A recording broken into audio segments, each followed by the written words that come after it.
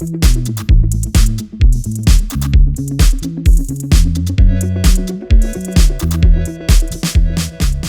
to get going. As you know, we're doing this virtually, so we've got to kind of respect the people online, and so we're going to be a little bit more prompt with our scheduling than probably past live events and stuff. So we do have probably this many people online too, so about half of the attendees or registrants were in person, which is thank you for all coming. And then we also have half online, and so in respect to them, we're going to get jumping right into the program. Just a couple of quick announcements. If you are moving around, bathrooms, whatever, put your mask on as you just move, but as you're at tables, fine, take it off. They're also going to turn the coffee around so you can spigot it yourself if you want to get a coffee during the next hour and a half. So feel free to get up, just put your mask on, and go refill your coffee, okay? Good morning. My name is Mark Sauter. I'm a member of the chapter's leadership team that kind of helps to coordinate some of these events, and I'll be guiding us through today's program. I've got the simplest job. I just turn it over to the speakers. So with that in mind, I'd like to introduce or have you welcome a person to the stage, Dr. Jyoti Ghosh. She's the new dean of the Scott L. Carmona School of Business here at SVSU. So I think it's 100 days.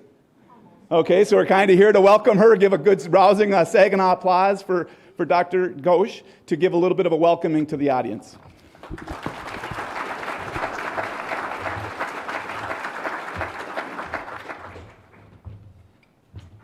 Good morning. As Mark said, my name is Jyoti Ghosh, and as the Dean of the Scott L. Carmona College of Business, it gives me great pleasure to welcome everyone to SVSU and the College of Business.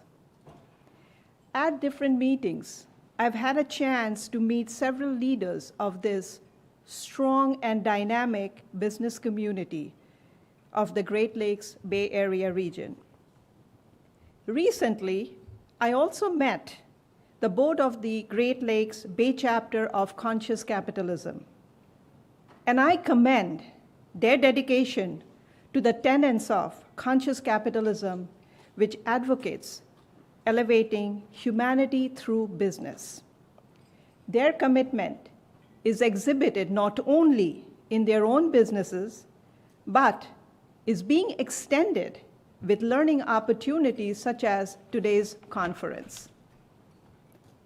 SVSU is delighted to host this event as part of the commitment to the region. The university is engaged with the community, and based on this commitment, it holds the prestigious Carnegie Foundation Community Engagement Classification.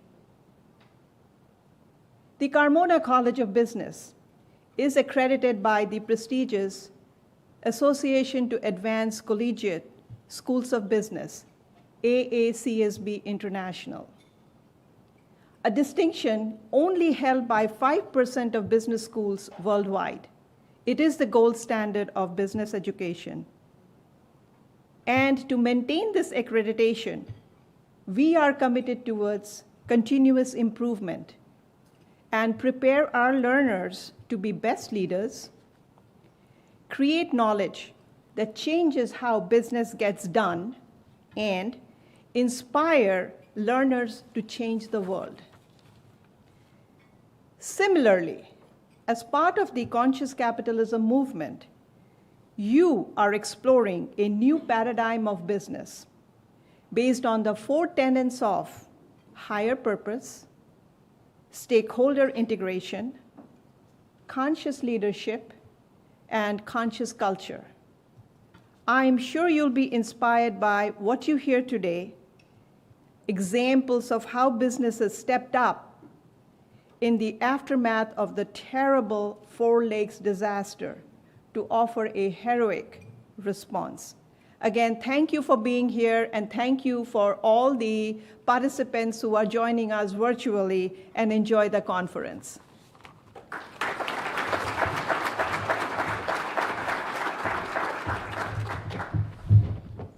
I don't need the riser. Thank you, Dr. Ghosh. That was a good, timely comments and welcome comments. And I meant to mention, it's been 2 years since we've been together. Isn't that amazing? A lot's happened in the last couple of years, but here we're starting back up in another era. Today's program is going to be a little bit different than the prior programs that you've attended, both virtually and or in live. I say that you can almost set your pens and pencils aside. You know, you're not going to be taking notes. We're not going to give you content and concepts about conscious capitalism. Instead, we're giving you an opportunity to kind of pause, reflect, and celebrate what's occurred in this last couple of years. Because keep in mind, what we'll be talking about today happened in the context of a global pandemic. So by itself, it's a story. But if you keep the context that it occurred while we were already experiencing a global pandemic, it takes that much more relevance to why we're here today to pause and reflect and celebrate. I like to say that in terms of all too often, many of us live a hectic life. We're busy. We believe growth. We believe ideas and opportunities lie ahead of us. And so we're always striving for that next opportunity, that next possibility. Is it around the next corner? Is it somewhere out ahead of us? But neuroscience would tell you, psychology would tell you, there's a lot to be had by looking back and pausing, reflecting, identifying what worked, the silver linings, the new relationships formed, the new resources that came to bear. And that's what we're here today to do. So I encourage you, I invite you to kind of set your pens aside. For those of you, light a cigar, pour a glass of wine, put your feet up, and just kind of kick back and absorb the story and just reflect on the moment of what we as a business community have been able to offer in terms of this particular journey. With that in mind, the next 90 minutes is going to be a story. And it's going to be told by Dolores from a Sanford perspective, and it's also going to be told by Three Rivers Corporation, for the most part, telling a story. But I want to be clear, it is not a story about Three Rivers. It's a story Three Rivers is helping us tell. So with that in mind, before we can actually go ahead with the agenda, I'd like us to look back at what it was like a year and a half ago when this crisis or this disaster kind of struck this region. So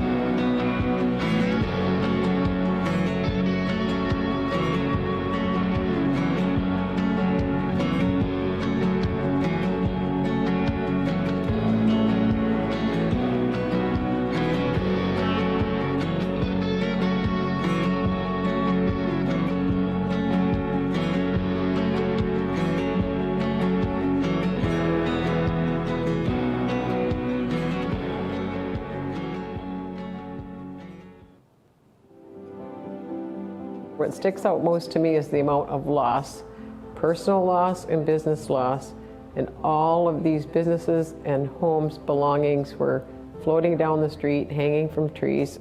I was amazed at all of the local companies that came with all of their equipment, the retirees that came to run the equipment. Everyone came to the rescue, people from out of state, people from downstate. They spent weeks here, weeks in hotels, their personal time, their personal equipment. So it was pretty amazing showing the love to our community when we were facing devastation. We've got people that are resilient, compassionate, and ready to act in any situation. The phrase that we hear a lot recently of "we're in this together" isn't just a phrase, it's part of our DNA. And it's been incredible to see the amount of businesses, individuals, organizations, churches from across the state and across the country that have stepped up to help in any way they could, from providing food and meals to demoing houses, to rebuilding houses, and just providing supplies either free or at discounted rates throughout all of these projects and cleanup, both the cleanup and rebuilding. No matter who we called, 90% of the time it was, what do you need and where can we send it? At Three Rivers we had some employees, many employees that were affected by the flooding, and as a company we knew it was our position to step up and support our community in any way we could, and deliver the resources and step out of our normal work pattern. It's almost overwhelming in a good way. Being involved in it so much over the last year and seeing where we were just under a year ago to where we are today, and the fact that we're still seeing things happen, there's still action and cleanups taking place and people being rebuilt and moving back into homes, businesses opening back up.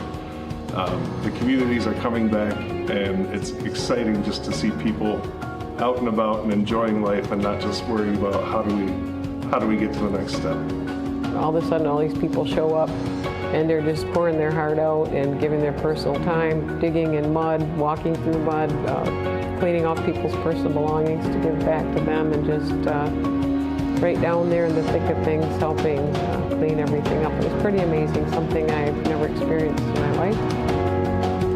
So there's still a lot of rebuilding going on, not just physical, but emotional rebuilding, and a lot of camaraderie has come from this event. It's been almost a year and people are still going strong, helping out. People haven't given up, and that's pretty amazing. It's a great takeaway of a disaster to have such great camaraderie come out of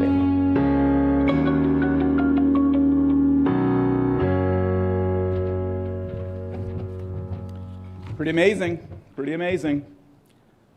Interestingly, for those of you who attended our May 2020 virtual session, it was our first virtual session last May. It was before this flood, and we introduced the concept of the day was conscious capitalism, business as a healing force. We said that in May 2020. We gave out this book by roughly the same name, The Healing Organization, Awakening the Conscience of Business to Help Save the World. I found that kind of fascinating when you think that we were saying that as this as this flood was weeks away. And so today it's kind of interesting that this book, we have about 15 copies of it. We gave it out to all the attendees in May of 2020, but we do have about 15 copies remaining that we'll have outside. So those who rush out first, will be able to get a free copy. If you don't have one already, please grab them. Angie and Jean are tired of carrying them in their car for the last year and a half. But interestingly, this book is made up of a bunch of stories. There's about over 20 stories of different organizations that stepped up in time of need. And what I like to think of today and what we're trying to portray today is an addendum to this book. It's the next chapter. It's another chapter that could be in a book like this into the future about really community revival, how businesses stepped up, and actually conscious businesses stepped up and really made a huge difference. With that in mind, I'd like to kind of introduce and have you help me introduce and welcome to the stage the face of this disaster, in a way. Matter of fact, you probably don't want me to say it that way, but I will. The face of this disaster, the village president that you saw in the video, Dolores Porti. Dolores.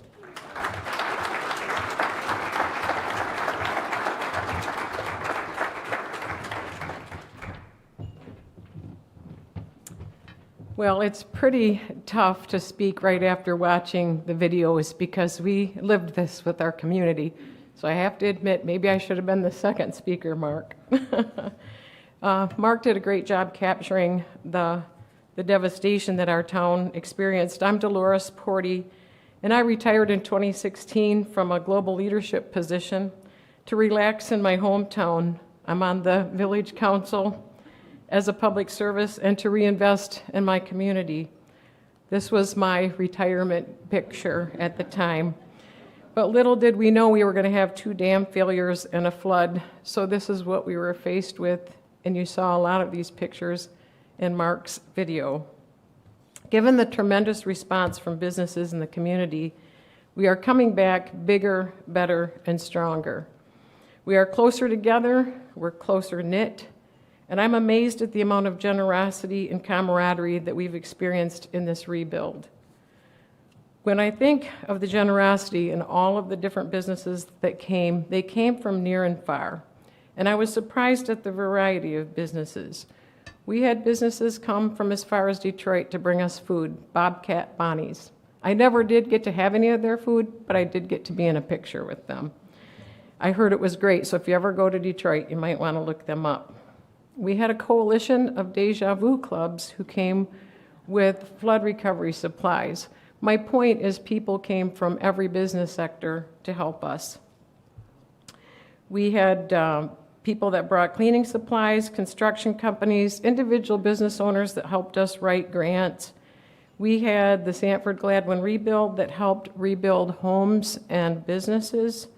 Our high school set up a donation center and staffed it. One of the council members' company paid him to be off work to help us during this cleanup. So they allowed his time off to be paid. Paint companies came and helped us revitalize some buildings. Here, just a second, there we go.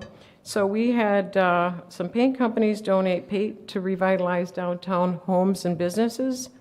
And they got so excited about it that they landscaped the lady's yard and they put new gutters up on her garage. At the same time, we had help from churches from all denominations. People worked side by side. And we had the American Legion in Sanford set up a donation center and a food distribution center, and an American Legion in the Thumb who sent fans and cleanup supplies. So I look at business from multiple different perspectives and who came to help. So business comes in different art forms as well. And I'm going to back up a second because I wanted to mention this campaign from Dow Chemical called Pulling Your Weight. And Megan Clark leads this effort. And so Dow Chemical came a number of times with equipment and financial support and using their program called Pulling Your Weight. So a lot of different companies, big, small, and whatnot. So their business to me comes in other art forms as well. And we have the mural. I keep pushing the wrong button up here. So we have a mural being done by Delta College, Andrew Ryder, and it was commissioned by Stacy Gannon, who I just ran into at Pilates. And she said, "What can I help with?" And I said, "What do you know how to do?" And she said, "I do art-related stuff." So we ended up with this mural that's being painted on one of our buildings. We've had musicians that came to play at our events for free.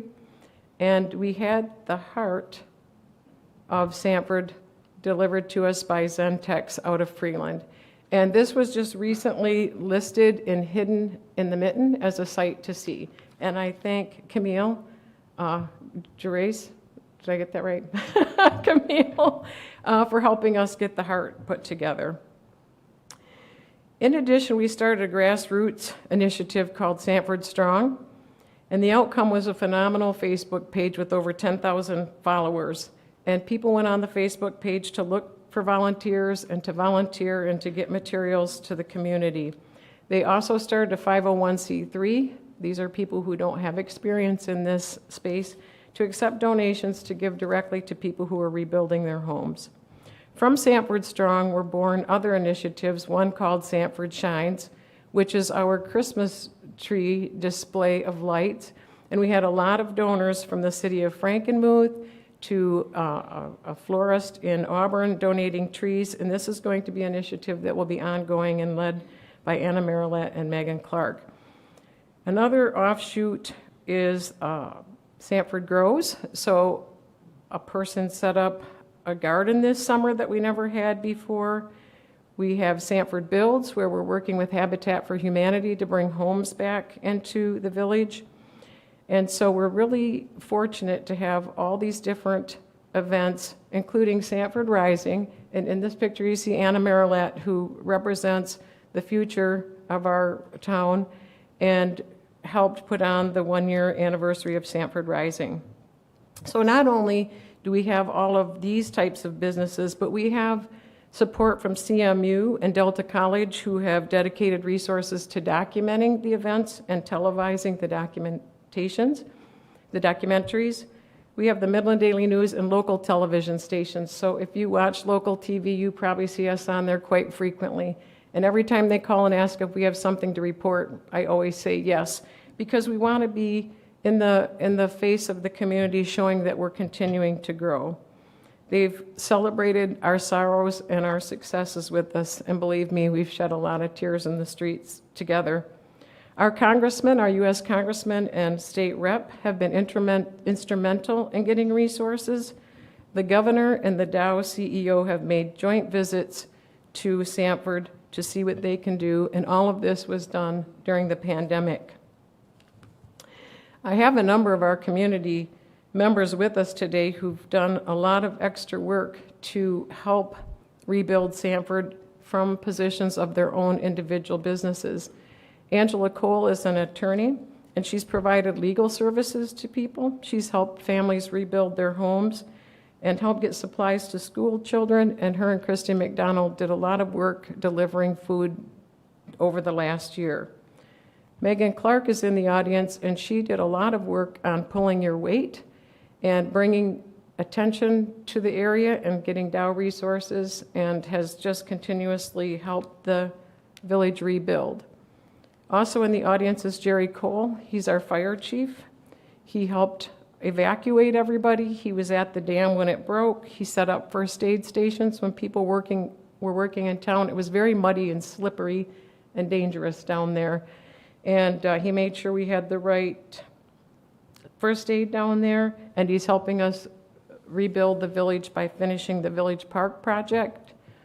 Teresa Quintana, who was part of the group that started Sanford Strong, and Emily Rickards and Martina Rickards, and a number of people who just put together grassroots initiatives to help us rebuild. A family called the Burdick family sold t-shirts for the last year, and they raised $40,000 that they donated to the event. So anybody can be an entrepreneur and start a business. And then Anna Marilette has been behind the scenes putting together the September 2020 community event and had this cake made, and the 1-year commemorative event. So we're very lucky in our community to have these entrepreneurs who are investing in their community. So the response from everyone was tremendous and made this rebuild doable. But what I want to talk about next is an example of an ongoing business support that came from a man named Dan Helland. He's in this picture next to me. Dan Helland is from the Southwest Michigan. He's an owner-operator of his own business, and he saw this on TV, and he said God put it on his heart to come and help us. He meant to come for a couple days, but he stayed for 4 weeks. He brought equipment, employees, and has throughout the last year continued to come. What he said was, we all had to trust each other. I didn't know him, and he didn't know me, and he had all this equipment and kept telling me what he thought we needed to do next. In fact, he only came for a couple days, and because it was during the pandemic, he was staying at a hotel and there was no laundry. So he asked me if I could do his laundry at night because he didn't have enough clothes with him, and if I could refill his water cooler. So every night about midnight, he dropped his dirty clothes in his water cooler on my porch, and every morning by 6 o'clock, he had clean clothes in a water cooler. I don't even know if I got my own laundry done during that time, but I definitely took care of Dan. So while Dan was here, he recovered the flag from our park and put it back up. And he recovered our time capsule and returned it to the village. He also rescued the poles that we needed to rebuild for the Ryan Burgess Memorial. And so he did a lot of work with community members to find things that were really important to the community. During the time that Dan was here, he told me, I can't do much more unless I get an excavator with a thumb. And I thought, I don't even know what it is, but I'll look it up online and see what we can do. So I figured out what it was and talked to Rep. Annette Glenn, and she called Chris Moultrip. And Chris came to town and said, I think you need a heck of a lot more than just an excavator with a thumb. So Chris and Three Rivers came to town right away and brought equipment, and Chris was recognized for this in the Heroes and Hand Raisers in the paper. And this is what some of the debris looked like that we were faced with when Three Rivers came to town. So a heartfelt thanks to Three Rivers for coming when they did, because we were out of options. So when Chris got there, they spent a number of weeks pulling together other businesses to clean up, and eventually called J.W. Fisher to see what Fisher could do to help. So within a few months, Fisher came to town and continued to work on cleaning up the space for probably another 6 months or so. So we're very fortunate to live in a community who offers us this kind of support after such a catastrophic event.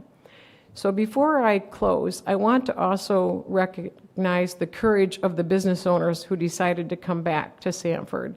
For the Red Oak, for the hardware, for J&D Plumbing, for CJ's Salon, and a number of businesses. This is during a pandemic with lots of money that they're going to need to spend, high costs of construction, and they invested in our town. And without them, and without the help of the Sanford Gladwin rebuilds, we might not have a town. So I want to make sure we recognize the courage of those families, because these are family-owned businesses. A couple of them are father, daughter, and another is a family of parents and their children. So it was really important to us that they came back. So we have our Welcome to Sanford sign fixed and our time and temperature, so if you come to town, we can tell you what time it is and what the temperature is, and we welcome you there. And we look forward to better times to come. And these are rainbows that happened within the year after the flood, and everyone keeps capturing those and posting them to show we know we're coming back bigger, better, stronger. So thank you, everyone from all type of business, for helping Sanford recover from this flood.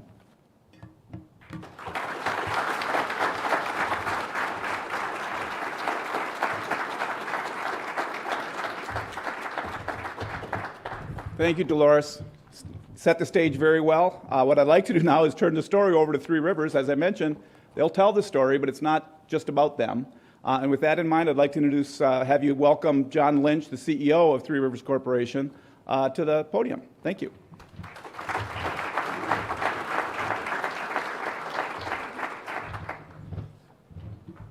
Thank you, Mark and Dolores. Very powerful indication of what the community is going through. I have a propensity to ask people two questions. I think there are two questions that are the most important, both individually and in our business lives. The first one is, are you a citizen or do you just live here? Are you a citizen or you just live here? And the second one is, do you have the courage to take responsibility for inventing the future? These are things that in our company we challenge ourselves with every day.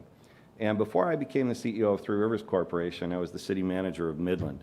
And for 11 years, once a year, we would activate the Emergency Operations Center, and we'd do a community-wide tabletop exercise. One of those years, the exercise was built around failure of the Sanford Dam. So it was just after midnight, I think, on about May 18th, that I was getting NIXIL alerts from Midland County 911 on my phone. If you don't get NIXIL alerts from your local 911 organization, I would encourage you to sign up for those so you're aware of things that are happening. And I received a notice that the Edenville Dam was being threatened. With that experience in my background, I was immensely concerned, and I began calling people that I knew, first employees and then friends of ours that I knew lived on Sanford Lake and Wixom Lake. And I would tell them, you need to go. You need to go right now. Not 10 minutes from now. Don't gather up your stuff. You need to get out, and you've got to go immediately. Fortunately, the dams held up for another day. It wasn't until the next day that the Edenville Dam gave way, and then later on that evening, the Sanford Dam. There was about a 3-hour interval. The wave that was created by the impoundment was about 20 feet, and by the time it got downstream to Midland, it had reduced down to 4 feet. So imagine 20 feet of water moving downstream, and you saw the results. And so I've been asked, why'd Three Rivers choose to get involved in helping community business owners, homeowners come back from this. And we have to acknowledge that there's still a tremendous number of people that are suffering from the trauma and displacement caused by the event. But we were committed to starting where we could to do what we could. And the credo of conscious capitalism is that we believe in business, that it's good because it creates value.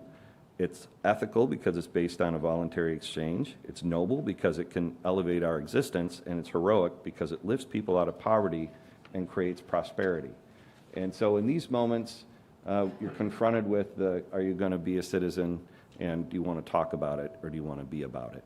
And we choose to be about it. So in that vein, the purpose for us, the higher purpose here, was to use our relationships. And you're going to hear more from Chris here shortly about how we did that. This isn't a Three Rivers story. This is a story of everybody who came to the table.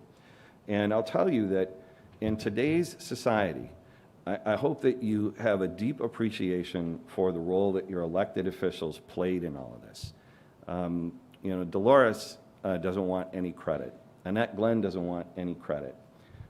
They barely even want acknowledgement. But I will say this.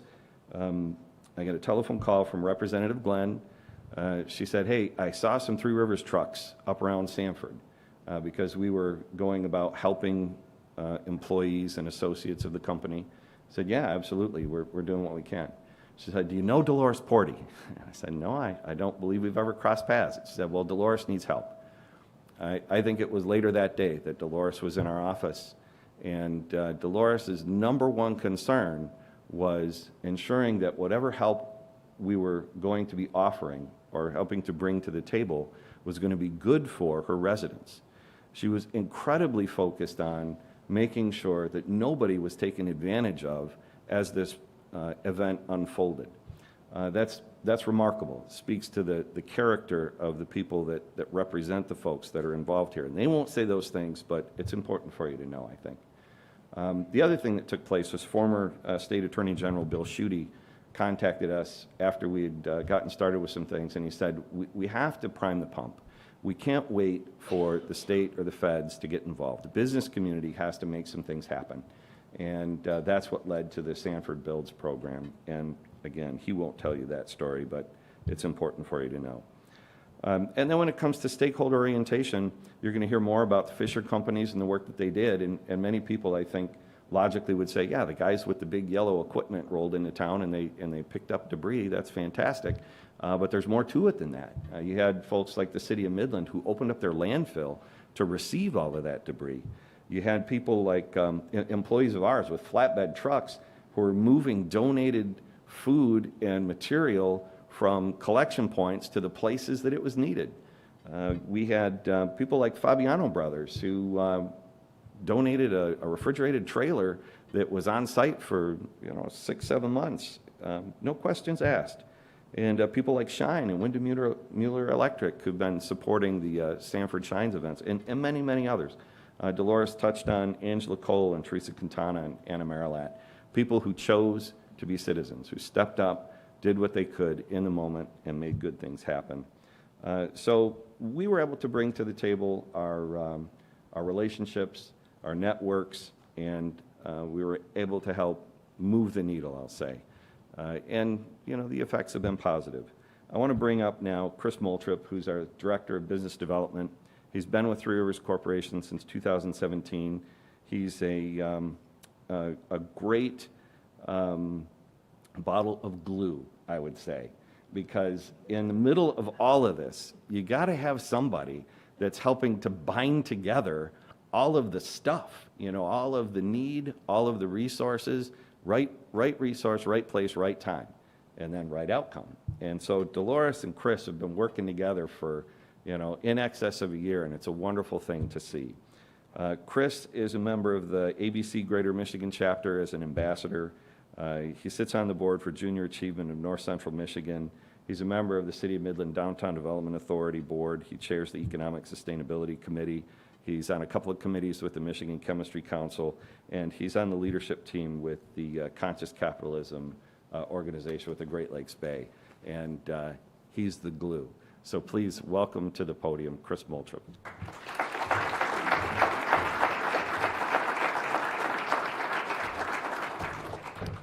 Thank you, John, and thank you all for being here today, and thank you to those that are joining us virtually. So we're here to talk about the Four Lakes disaster, and it is a very large story, and I'm just going to share a very small piece of it, but it's a piece that many of us in this room played a part in. So in June 2020, as John mentioned, Annette Glenn had called. And that weekend, I got connected with Dolores after instructions from my boss to connect with Dolores. And got to know Dolores over the weekend very quickly. And what we had found was that there was massive amounts of work already completed. The downtown Sanford looked amazing compared to what it had looked like a week before. But there's a honeymoon effect in disaster relief, which is not an issue. It's a normal thing that happens in disasters all over the country and all over the world. The first 2 to 3 weeks after, everyone's in on it and getting in there and cleaning up and doing everything they can, but life happens and life comes back to normal for a lot of these people at some point. So when we got to downtown Sanford, my first thought was there's not much, that needs to be done. It looks great. And Dolores took me to some neighborhoods and said, this is where the issue is. And what we found was we needed to go. We didn't really know what we were going to do, but we were going to start. So we mobilized equipment and operators on Monday, an excavator with a thumb, and got to work in this area. This is the South Cedar neighborhood. The pictures are a little bit hard to see, but this is about a 5-acre plot of land that between this area and another one you'll see later became the catch-all for everything that came over the Sanford Dam. And it was just the starting point. You picture it as a strainer that would catch the first round, and then more would be down the road. So as we're on site with our one excavator, I'm realizing that I'm gonna have to start making phone calls and seeing who else we can get involved in this. So McAllister Rentals donated the excavator with the thumb. I called Steve Cervinsky at Cervinsky Sod and said, Steve, we need a dozer. You have a D5 dozer. We need a dozer. And he met us out there and he said, you need more than a dozer. He said, I'm taking the next 3 days off. I'm bringing my excavator and the dozer and you can have it. And he came and started operating. So now we have 2 excavators going and a dozer and other equipment as well. One of the biggest challenges was the transporting of debris. It's one thing to pile debris, but you need to get it out of there. So the dump was taking it, as John mentioned, but getting it to the dump was the hard part. So we enlisted the help of Billy's Dumpsters. The Midland Road Commission found an old semi that they didn't think was working, and it started working, and ran continuous rounds to the dump. I do have to mention, as Dolores did, Dan Helland with Michiana Curb Appeal. He was the guy that asked for the excavator. And when I met Dan, he's an interesting guy. He literally took months off of his own job and brought his own employees up to donate his time to do this. So he was running equipment as we were alongside us and using some of the equipment that we had donated. It's been an interesting experience getting to know Dan over the last year, but he was critical to making this a success. Others that donated were Fair Salvage and American Waste and Pat's Gradall, along with Briggs Landscape Supply and Anna Marilat, who's always there when you need her. So in this photo, you saw part of it in Dolores's, but that's the top of a house. That house is roughly a mile away from where that roof was. That's the type of destruction we were looking at. And in that little skid steer is Dan Helland, who is working from 5 a.m. to midnight or later every single night. And one of the cool things about this experience was our people wanted to work more too. So while we were paying an operator to be there for 40 hours a week, I was out there at 1 in the morning and our equipment is still going. People are still working nonstop to try and recover this community. Some more photos of the cleanup as we kept making phone calls through this. People just started saying, "What do you need?" and sending it. And there were certain times that I had to enlist the support of our state representative to inspire some companies to make some donations. But by and large, most companies just said, "What do you need and where can we send it? What will make this work?" So throughout all of this, you see all the equipment. This is still so this is all in 1 week in the June portion. So we had to take down a lot of houses. There were houses that were removed from their foundations. There were houses that were taken away from their foundations and ended up a half-mile down the road. So there's a human element to all of this. So you look at this first house on the left. It's a 3-story house that shifted off of its foundation, and the family had owned 5 acres next to it, which was where a lot of the debris ended up. So we're standing there shoulder to shoulder with this family as their life is literally being torn down in front of them.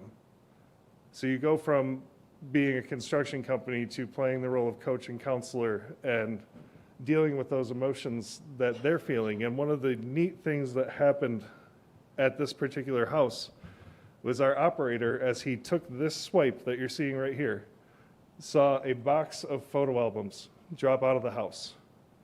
He stopped work, pulled the excavator back, put the thumb down, and got out and retrieved that photo album, took it to the family and said, "I think you're going to want this."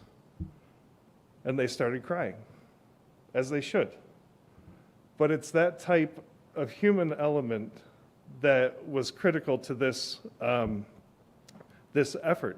If FEMA had come in to take that house down, the photo album would never have been found. It would have just gone away. Similarly, in the middle, before we arrived, that house is, you may have all seen the social media story where the woman found her mom's ashes. That's the house that she found them in. That house was located about a quarter mile the other direction. We had to build essentially a bridge to get over a creek to get to that house. And as we took that house down, we found 2 other houses underneath it and a garage behind it. And then you get into the woods and you find more garages and more homes and 6 pontoon boats and all these things, but it's all elements of people's life that was destroyed, taken away. And the last picture here is a spring-fed pond. You'll probably, if you look closely, you can see that there's a house inside it. In order for that house to get in that pond, the house had to be lifted 40 feet in the air over trees. That's how large the water was that came through that area. The trees were not affected. The house was whole, went over the trees and landed in the pond. It's at this moment, looking at these photos, is when we kind of realized that this was more than what Three Rivers could handle. So the last thing on the June 2020 cleanup, John mentioned Fabiano Brothers. So we got a call from North Midland Family Center that they were having a lot of food distributed, but they had no way of keeping the perishables cold. So we don't have refrigerated trucks, but beer distributors do. So we called Fabiano Brothers, and they were able to get us a refrigerated truck and had it delivered.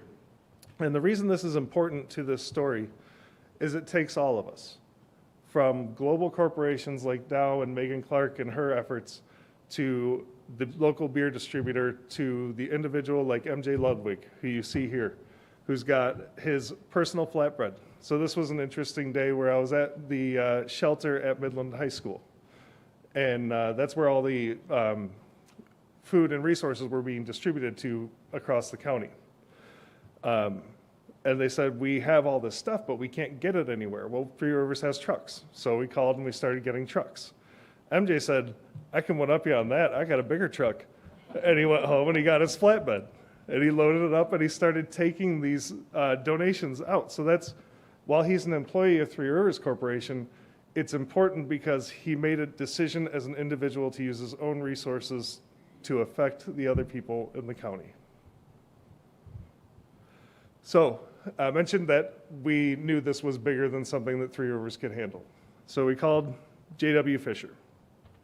It was a Sunday, and I had been talking to him throughout the week saying, you know, J.W., this is larger than what Three Rivers can do. We don't own equipment like you do. We don't have operators. We have a few of them, but not many. And Sunday evening, he calls me and he says, I went through downtown and it all looks fine. I don't understand what you're talking about. And I said, JW, did you turn left on South Cedar Avenue? He goes, there's a neighborhood back there?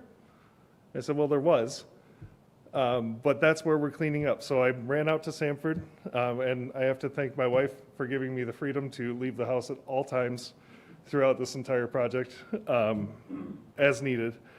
And met him, and we walked down South Cedar. As we're walking down South Cedar, he sees there's a first house on the left that was shifted off the foundation, and then all this other destruction. And he says, you guys need $50,000. I'll get you $50,000 in-kind services to help this effort. We get down to Railroad, which is where you'd see the home that's in the pond. And he says, we're going to have to pump that out to get that house out. And we turn the corner, and there's more houses and more debris. And he says, you need $100,000. We get around the square, and there's a piece of property that you'll see later where Consumers Energy, the county, and a private owner have this area. And it was just piles of wood and pontoon boats and jet skis and homes and everything. He goes, okay, you need $150,000. And so we get up to the road, and it takes a long time to get this type of thing organized. So we spent the next 2 months calling all these people that you see on the screen and asking for donations and what can you do to help.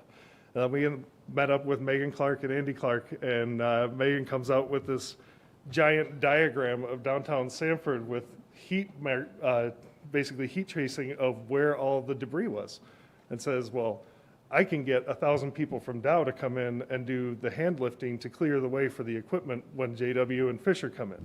And we got Ellen England on board and Luke Sheridan from Fisher. So this became an effort that I think none of us realized how large it was going to be and how many companies were going to be involved. And Dan Helland came back for this one. So there was a lull in the efforts because we had to plan, which was fine, but we maintained a presence in Sanford and we held our meetings in downtown Sanford. We held our discussions in areas where people could see that we didn't leave the community. We were still there. We just had to plan the efforts to make it work. So I don't know if you guys know JW very well, but when Fisher Contracting does something, they do it in a big way.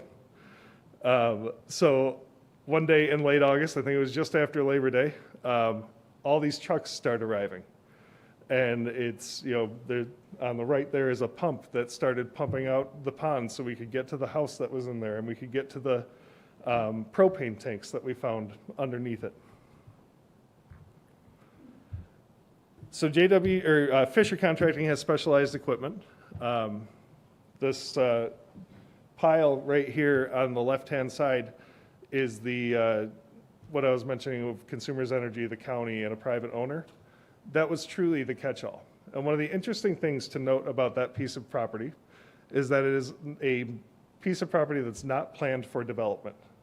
Therefore, if FEMA were to be managing the recovery, their plan is to leave that and let the earth grow around it. We got it out. Still getting it out because it's a lot. But Fisher brought their all-terrain vehicles. Dan Helland is the red dumpster. He started moving through town and finding little things that would just improve and make life better. So when, I think her name is Peggy, comes out of her house, she doesn't see the destroyed shed every day. We went and picked that up. The wood hog was the hardest piece of equipment to find. This took the efforts of many elected officials to convince this company to bring this, but this is a really cool piece of equipment because it's run by a remote control with a follow vehicle. So they take it down the road with this remote control. And this thing ate whole trees, and we would not have been able to get those trees out without being able to shred them first. That was donated by Moorbark. So as we're coming into August into September, we're now starting to run 2 parallel paths. Fisher's taking the lead on the cleanup efforts as that's their wheelhouse. And as John mentioned, Bill Schutte had reached out to us and said, we need to do something to start rebuilding. There were thoughts that the town was not going to come back, that Sanford Hardware was never going to have a new home. The Red Oak wouldn't be there.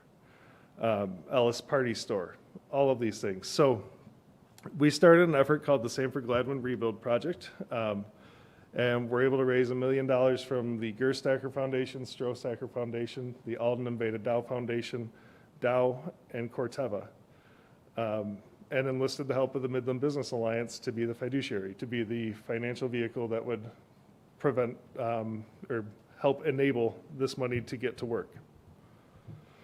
So the premise of this was to rebuild 3 homes and 3 businesses. We did that by providing $100,000 grants secured by a forgivable mortgage to each home. Those grants were not money that the homeowner got, but it was money that we managed and used to rebuild their homes. In order to receive this funding, they had to stay in the house for 7 years, because again, everyone thought people were leaving Sanford. Businesses weren't coming back. So we needed a mechanism to keep them there. And this turned out to be that. One thing I want to note, this particular house, which I can't tell you the address or the homeowner, but that dormer on the top was not there before. It was a 2-bedroom home, and the daughter, who's about 16, stayed in the upstairs attic. Through this project, we were able to make it a bedroom. And once this home was done, when they moved back in, I went out to see them the first day they were there. And the daughter looks at me, this is about 10 in the morning, and she goes, "This is the first time I've ever woke up with the sun shining on my face." And it was amazing. So to be able to affect these families in that way is pretty incredible. Another one, when we were searching for these homeowners, was up in the Beaverton house. We chose one home in Beaverton. So this is me and Brian Hawkins, our general superintendent, driving around in a 3 Rivers truck trying to find homes that we've been given a list by Scott Govitz in Beaverton from Mid-Michigan College of families that were known to be affected by the flood. So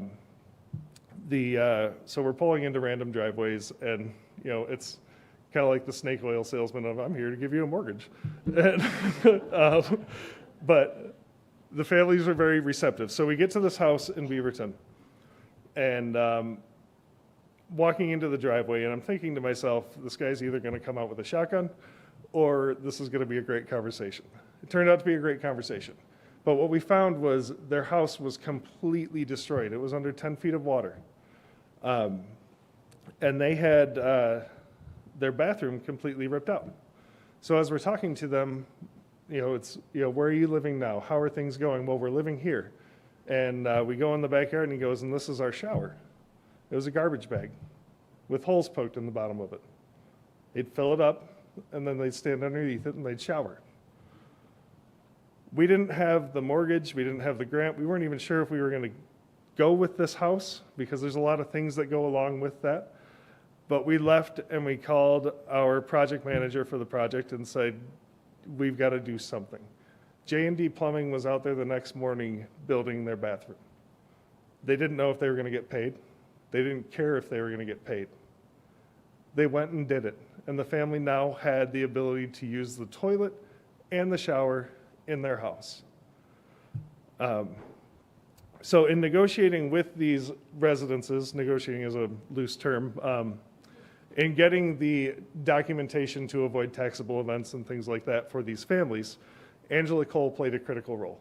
Angela Cole donated all of her time to be the legal representative for 2 businesses and all 3 homes to make sure that they were comfortable with the fact that we were going to make this work. So she played a critical role. In deciding which homes to go after, we knew we could only do 3. And we knew we wanted them to be families and people that intended on staying in Sanford for a long time after that. So a lot of this was Dolores and I riding around Sanford on a golf cart, looking at homes and talking to people, and then working with, like I said, Scott Govis out of Mid-Michigan College for the Beaverton Connections. So the businesses, similarly, we wanted to find business or choose businesses that were mainstays in the community. They were cornerstones of downtown Sanford as well as Beaverton. So we provided these businesses with up to $200,000 grants, again secured by a forgivable mortgage, and they had to stay in business for 2 years in order to get that forgiveness. We chose Sanford Hardware, the Red Oak Restaurant, and Stryker's Lakeside Marina.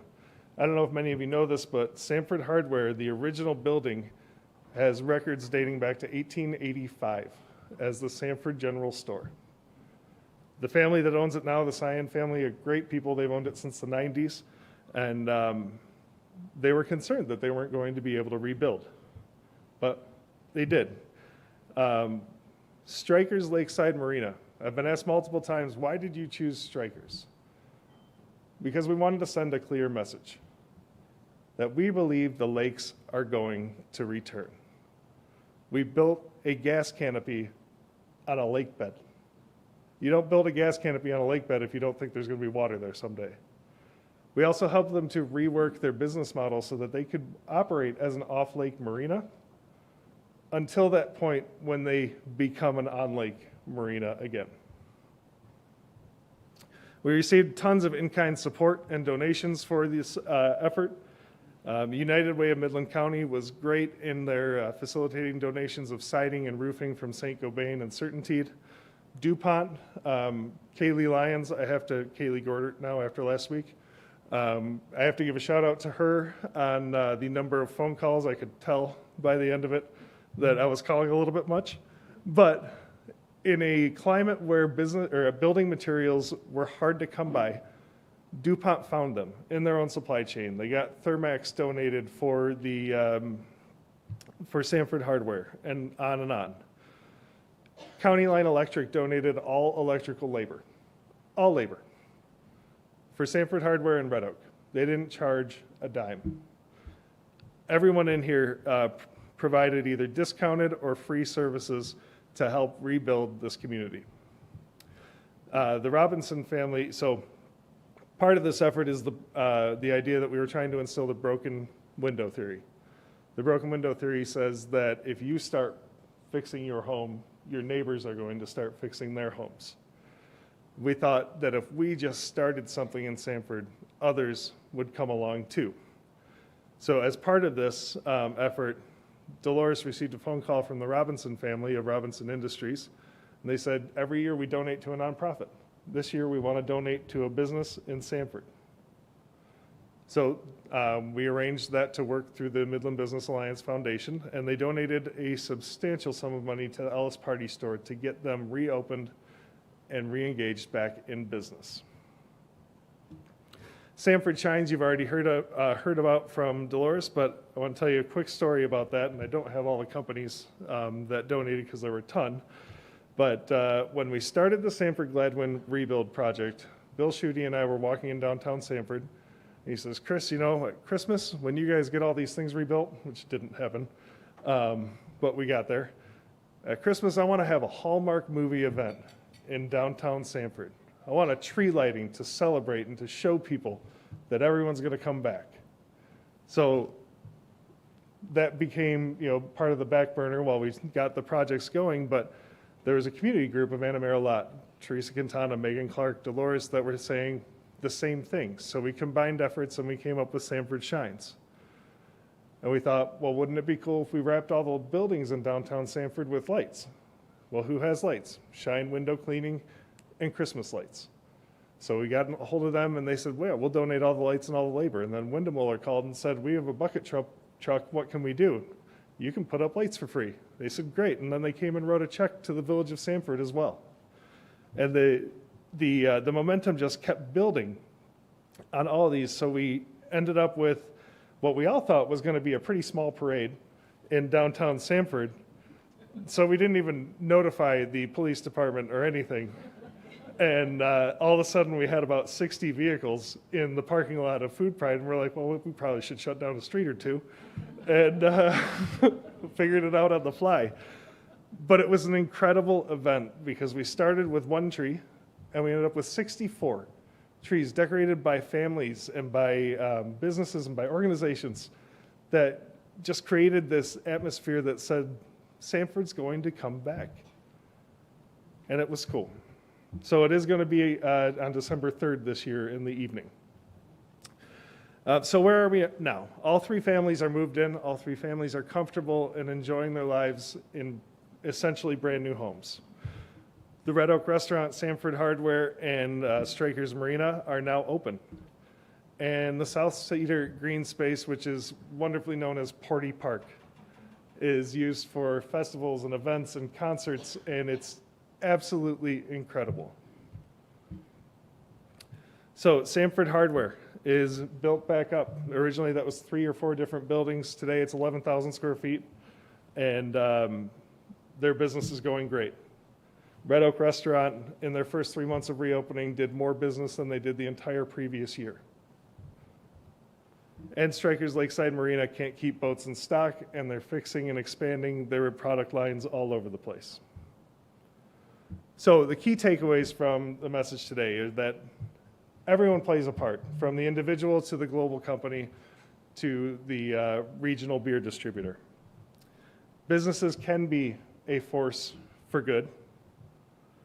And it all started with 1 week, one phone call, one crazy volunteer that needed an excavator with a thumb, one relentless village president that would not give up on her people, and one idea, that Sanford was going to come back better than ever. Thank you.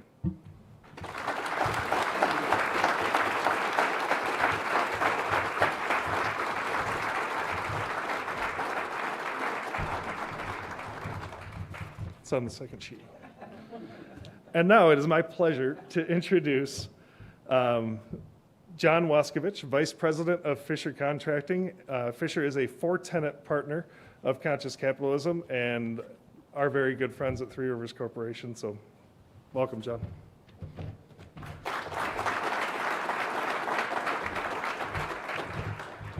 Thank you, Chris. Great job. Great job. My pleasure to be here today. I'd like to thank the Conscious Capitalism movement for hosting us today. This is great. I've just learned about it recently and big supporter. So first off, very proud of the Fisher Company's role in helping get the communities back on their feet. Short story. Basically from day one when the breach happened, we knew it was going to take some serious effort to restore the communities, especially the traffic routes. Everybody who lived in the area, traffic was messed up with all the bridges to get across the lake, you had to go down past Saginaw to get over the river. So we knew it was going to be a huge hurdle. We knew we had to help out. Basically, our biggest problem was how are we going to find available resources and employees, equipment to support what we knew needed to happen. 2019 was no different than today. Labor shortage was in effect. We were to the max.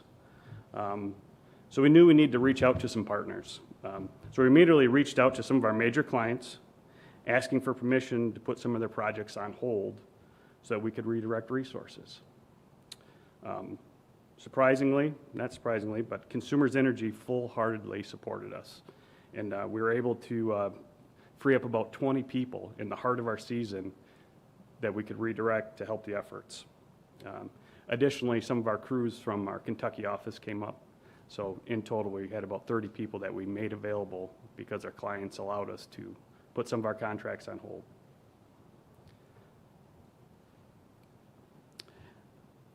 Working with our stakeholders to support the community allowed us to effectively remove hundreds of loads of debris, reestablish the traffic routes over US 10, M30, and Curtis Road. But just because the visible effects of the flood have been removed doesn't mean that we're done yet. In an odd way, the disaster has caused Sanford to be discovered. People are suddenly aware that a unique and vibrant community exists just below the dam, and I think Sanford is poised for growth. Businesses can continue to help in various ways. One way is lending our support to the repair of the dams and restoration of the lakes. They're a critical part of not just Sanford's future, but Midland and Gladwin counties. Lending our knowledge and expertise and know-how. Growth requires infrastructure, wastewater treatment, zoning, and a host of other issues that we can support with. Our capitalist system ensures that when the work is ready to be built, it'll be done efficiently. We help simply by existing and providing the goods and services our customers need.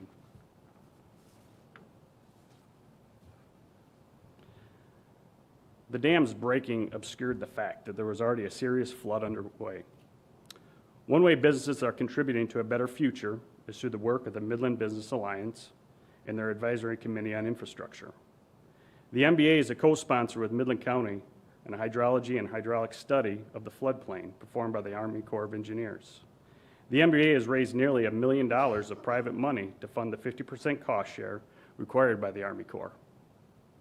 No local tax dollars are being spent on this study. In addition, we're working with our legislators to lay the groundwork for the funding of projects that will reduce the severity and frequency of flooding that has caused damage over the past 30 years. Another way businesses are banding together for a better future is taking an active role in supporting better mental health through the Great Lakes Bay Regional Alliance. Efforts are underway to provide a better workplace for mental health programs, fight the stigma, and improve access to affordable quality care. There's no limit in the ways that businesses can help build a better future. A lot depends on the skill set a particular company possesses. For us, it was cleaning up debris, fixing roads and bridges. For others, like Three Rivers, it was rebuilding structures. Despite the bitterness in our politics, I have no doubt that our country's future is bright and that the businesses will lead the way.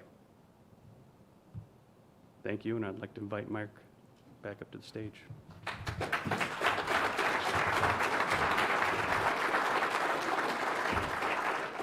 I think we can do better than that. Let's give it up to this story. Come on, let's get it up. Get up. Yeah.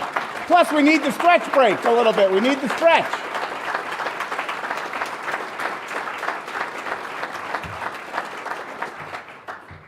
I want to give John Waskovich, if you notice his initials would be JW, and you guys were expecting JW Fisher to be here. JW, as we learned last week, was called away, and so starting Friday, John Waskovich, JW, has been ramping up his talk for today. So I just want to give him a second applause because he kind of was a quick fill-in to give us a little bit of that's not over.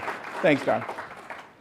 Well, the story continues from here, and I'd like to just kind of wrap up this program, or wrap up this portion of the program with a little bit of a video display, kind of acknowledging that, you know, there's no way we can recognize all the businesses. I mean, the speakers have done a great job rolling it out and talking about them. Dolores, Chris, John, I mean, it's really reflective of a lot of people, but we're still just scratching the surface. And so we're just going to kind of give a few more minutes of video, kind of just to reflect a little bit that there was a lot more that came to bear here during a very difficult time. And if we could just cue it up, and then I'll come back.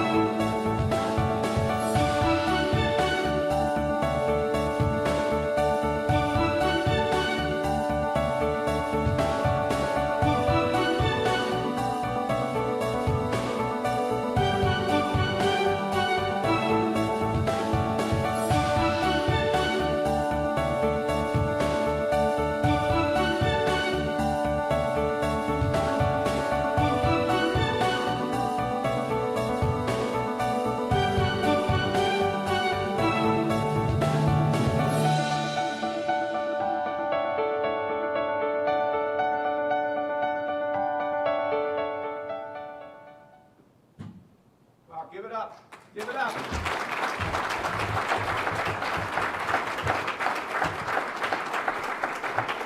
We could go on and on. I'm sure I can invite people to this podium that were not reflected in this video to tell their story of their contribution. But what I'd like to do is, everybody that was referenced or in these videos or referenced by the speakers, please stand up and remain standing, but hold any applause, please. Just please, anybody, any organizations that were referenced, any people that were involved in what was said today. Thank you. Stay standing, please. Other businesses or other people that have had to also give of their time, whether it be to the flood, whether it be to COVID, but somehow that they've had to step out of their comfort zone the last couple of years to basically do something they never thought was in their business plan 18 months ago. Please stand.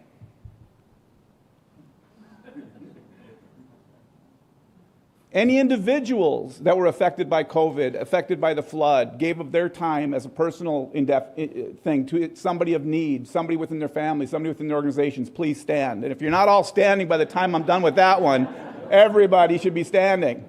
Everybody.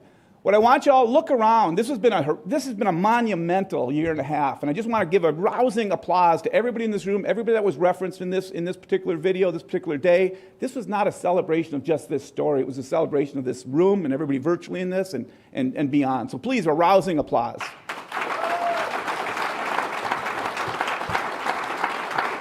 Did I say a rousing applause? Thank you.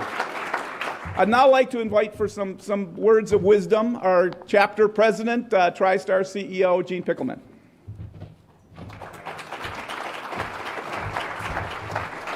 Good morning. Wow, what a morning. This has really been a great time of celebration. And, you know, as I reflect upon all what has been shared with us today, you can point to the 4 tenets of conscious capitalism in this story today. You talk about a higher purpose that unites community and strangers and everyone to come together to restore and to rebuild and to heal a community. Wow. I mean, what a higher purpose. And then when we look at the integration of all stakeholders, you know, people come together, people who can pick up, people who can build, people who can come together to impact lives. The integration of stakeholders. And you look at culture. Wow. A culture of caring, creating a community that, you know, when something does happen, the community, especially the business community, is going to step up and take care of it. And then leadership, conscious leadership. Boy, was that demonstrated today. Thank you, John, Chris, Dolores. I had that down too. I know. And then all the leadership of all the businesses. You know, you think of selfless, and one of the characteristics of selfless is integrity.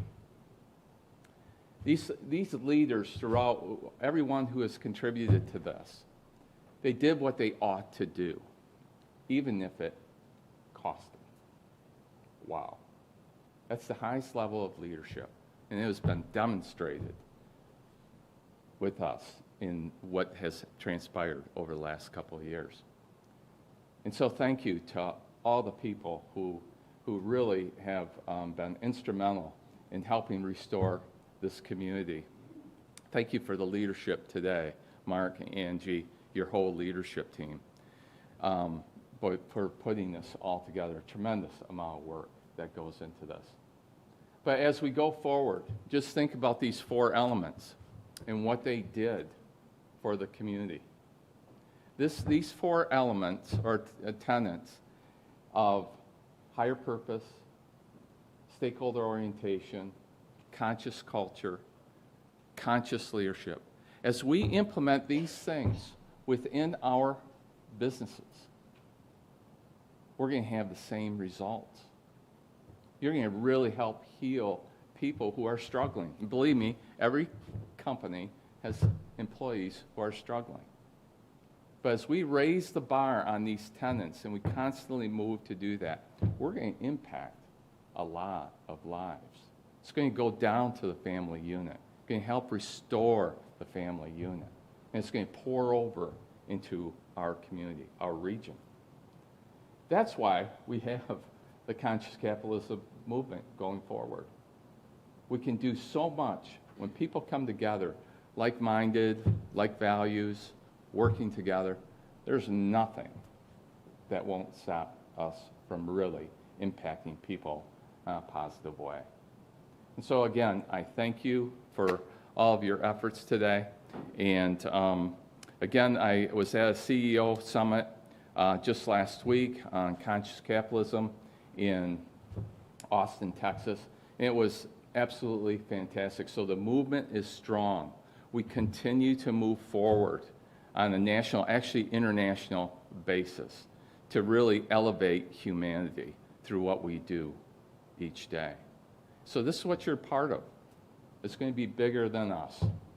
And again, there's many opportunities that Angie's going to share with you as far as being a 4-tenant partner. It's really would be awesome. We have like 40 tenant partners. We hope to get 60 to 80 tenant partners so that we can do more in bringing about this message of what it takes to elevate humanity. So thank you very much. Appreciate the time. Thank you.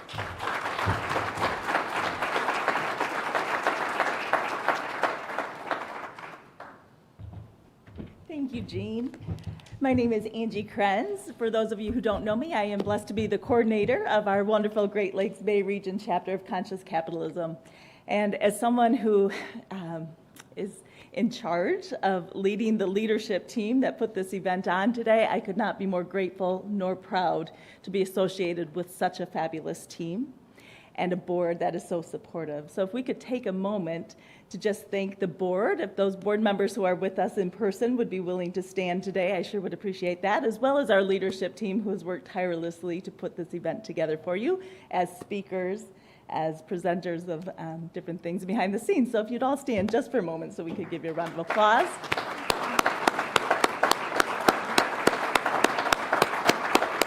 And thank you to Mark Sauter for our MC job today and keeping us lively and moving forward. I'd like to take just a moment to share with you some of the upcoming events that could maybe be of interest to you. It is our mission to support you in your conscious capitalism journey by providing innovative experiences for you. And these experiences are designed to help you level up your journey with us, not only for you as leaders, but as the next generation of leaders is coming up. We'd like to support you in bringing them into this conscious capitalism movement as well.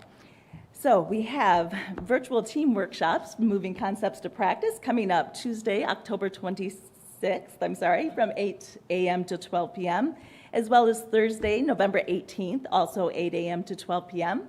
These are virtual team workshops led by our own Mark Sauter.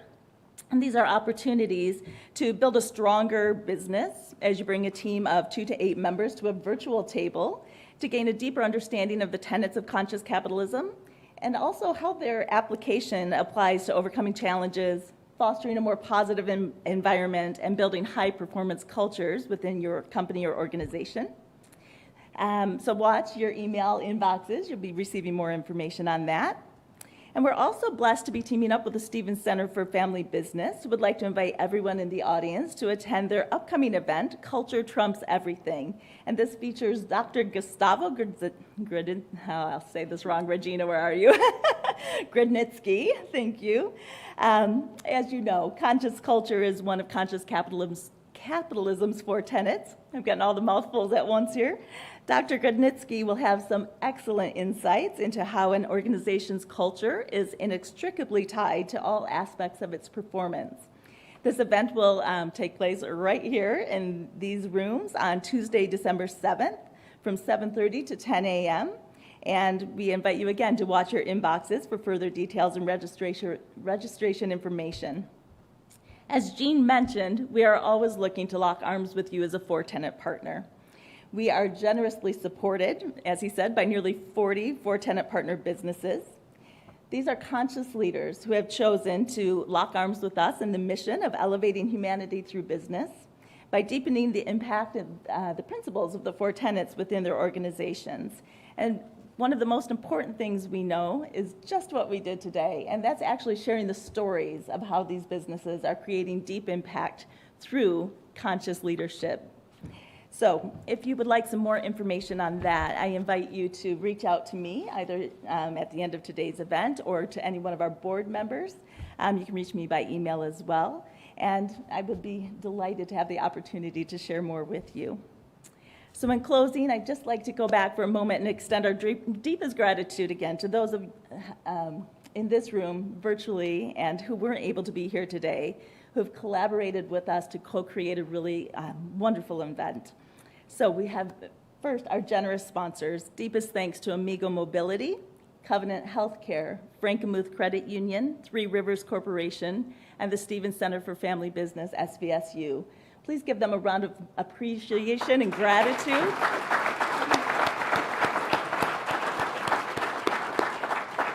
Their generous support allows us to bring you to these events free of charge, and we could not be more grateful for that opportunity. Thank you to our speakers today, Dean Ghosh for her welcome, Dolores Porty, John Lynch, Chris Moultrup, and our new JW, John Waskovich. Thank you. Thank you to our board chair, Jean Pickelman, as well as our leadership team member, Mark Sauter, once again.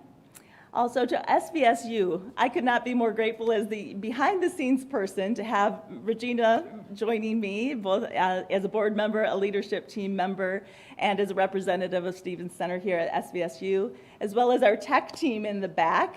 Those of you who don't know Andy Sharrow, he just brings me ease and peace every event that we do, as well as Kristen Willer and all of the other support staff that has put this event on for us today. Our Great Lakes Board of Directors, our leadership team, and then 2 finals, our graphic. I'm not sure, is Alex Hay here today? Thank you, Alex. If you'd like to stand up or put your hand up, thank you to Alex for helping us with all of our video and graphics. And Autumn Gardner was not able to be here today, but thanks to her for helping us with our art direction. Finally, deepest thanks to each and every one of you, whether you've joined us virtually, if you've joined us in person. We could not be more grateful for you being willing to step out and join us today to learn more about this really important topic. A few just final notes. If you would be so kind as to leave your name tags and your lanyards at your seat when you leave today, we will have those ready for you at our next event. As an SVSU reminder, please remember to mask up on your way out the door to help keep their staff and their campus and their students safe. There are some books out on the table. There are some gifts also. Those are speaker gifts, so you all please grab those. You'll know which ones are yours. Books for anyone else who would like to grab one. Those are first come, first serve. And the last message I'd like to leave you with is an invitation. It is an invitation, as John said, to make a decision to leave this space today and go out and create the future that you desire for tomorrow. So thank you. Enjoy a wonderful day.